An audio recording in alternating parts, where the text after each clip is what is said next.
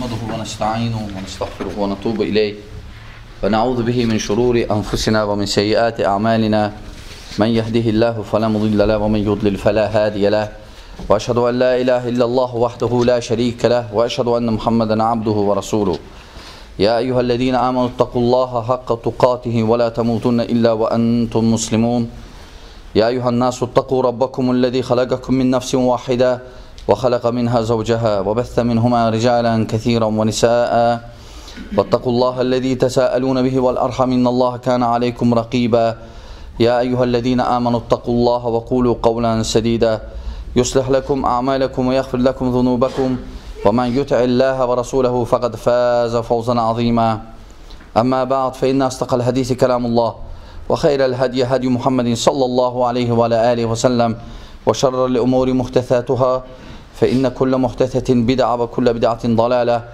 وكل ضلالة في النار. Möhtərəm müsəlmanlar, ən birinci təqvalı olmağınızı çağıran və məlumdur ki, bugün mübarək gündür, müsəlmanların bayramıdır, Qurban bayramı.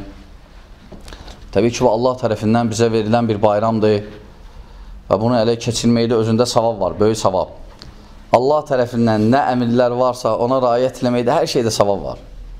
Və Allah rızası üçün nə inirsənsə onda həmsində savab var. Əgər o əməl balaca olsa da. Çünki Allah rızası balaca əməli böyüdür. Amma olmayanda böyük əməl də heç nə olur. Ona görə hər birimiz çalışmalıyıq. Bu belə bayramlarda, belə münasibətlərdə özümüzə ibrət alaq, keçmişdə olan səhvləri eləməyək. Məsələn, bayram nə üçündür? Bizə bir fürsətdir Allah Taala tərəfindən. Həmçinin özü də görürsünüz ki, 2 ay bundan qabaq Ramazan idi, böyük bir dənə məktəb idi. İndi də hələ Zilhəccə ayı da əvvəl 10 günü o da məktəb idi, böyük bir dənə məktəb idi. Bir fürsətdir, müsəlmanı yadına salır ki, Allah Taala'nın nemətlərin, müsəlmanı yadına salır ki, insan acizdir, ehtiyacı var Allaha, ibadətə ehtiyacı var ki, axirətdə bu sənə lazım olacaq, bu sənə nəcatıva səbəb ola bilər. Və həmçinin də, qardaşlar, ən böyük də məqsəd, qardaşlar, bu ibadətlərdə, bu hadisələrdən, ümumiyyətlə, hamısında insanın islah insanın islah olunmağıdır. Özü də fikir verirsiniz ki, bayram günü, əlhamdülillah, indi qurban kəsməklə, kimin imkanı var, indi təbrik eləməklə, həmçinin təşrik günləri var, təşrik günləri, yəni bir gündən bitmir, bu gündən əlavə hələm 3 gündə var təşrik günləri. Ona görə, məsələn, əgər hətta müsəlman ayının, məsələn, 13-ü, 14-ü, 15-i bu qardaşlar ki, oruç tuturdular, 13-ü düşür təşrik günə. Ona görə o günü tutmasınlar. O günü oruç tutmasınlar. Nəyə görə? Çünki Peyğəmbər sallallahu aleyhi ve sellem deyib ki, bayram günü yeyib içmək günüdür.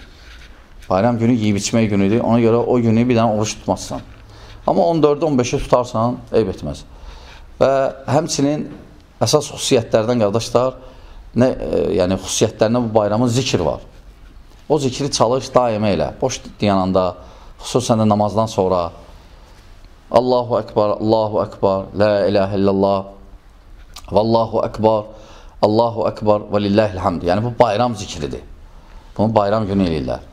Və əsas yəni bu əməllərdir, qardaşlar. Allah Subhanahu taala müsəlmanlara kömək olsun.